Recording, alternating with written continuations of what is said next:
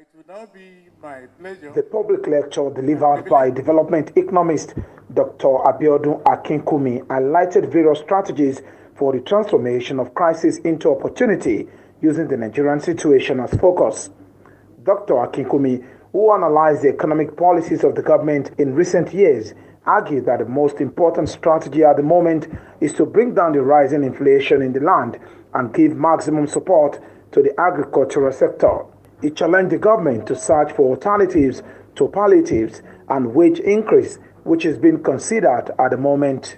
The number one goal is to bring down inflation with price controls combined with subsidies on food and transportation, as in Brazil and Mexico. Distinguished ladies and gentlemen,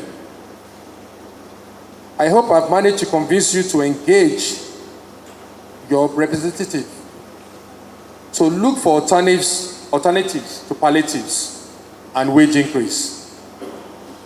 The focus should be on inflation.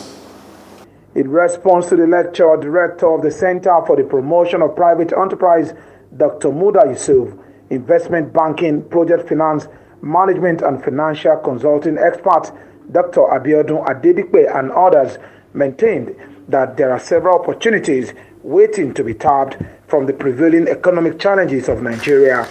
While applauding the reforms embarked upon by the government of Bola Tinubu, the economist pointed out the need to keep building investors' confidence in the Nigerian space by facilitating an enabling environment for businesses to thrive. They also advocated for the need to cut down on foreign exchange and decentralized power generation and distribution, among others. There is this narrative that subsidy is entirely a bad thing, which is not correct. In an economy with so much poverty, there is always a need to support the vulnerable segments of the society. What we have not done correctly is that we have not put in place the right kind of subsidy. That is the issue.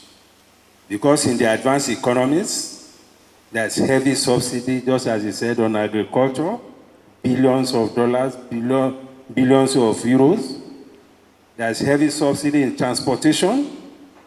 We go abroad, most of the people that move around, they move around in public transportation, not so much private transportation. And they are very cheap. And to some extent, there are also heavy subsidy, even in energy, especially when energy prices are crossing a particular threshold. Government steps in to ensure that the prices are moderated. That is the role of government. Not to talk of the critical role in the area of education and in the area of health. These are critical responsibilities of government. So it is not always the case that we consign the economy entirely to the private sector. We must constantly emphasize the need for government intervention. In such an environment, when you devalue your currency, you make most Nigerians poorer. Your GDP dollar terms also becomes smaller. And what does that mean? It means if any foreign investor, because that's what we are targeting with that unified exchange rates, any foreign investor that wants to come to Nigeria, we see this environment as an economy that is smaller in size. 2018, 2019, we were number 26 in the world in terms of our GDP. As we speak, we are number 34, ladies and gentlemen. Not because our GDP is not growing, not because we are not working hard, but simply because of the exchange value of the naira, whose needle moved from 430 naira to 770 naira. So what is most important here is, yes, we've taken that step already, we can't reverse it. But what is most important is to keep it stable. And that is what foreign investors want to see. Is the rate going to be stable, and therefore we can plan with this over the next horizon we are looking at?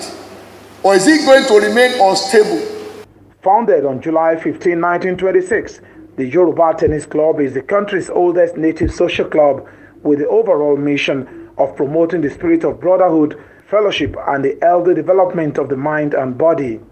The club welcomes individuals from diverse backgrounds and walks of life as members, thereby fostering a rich tapestry of membership. Oba Adeoye, Arise News, Lagos.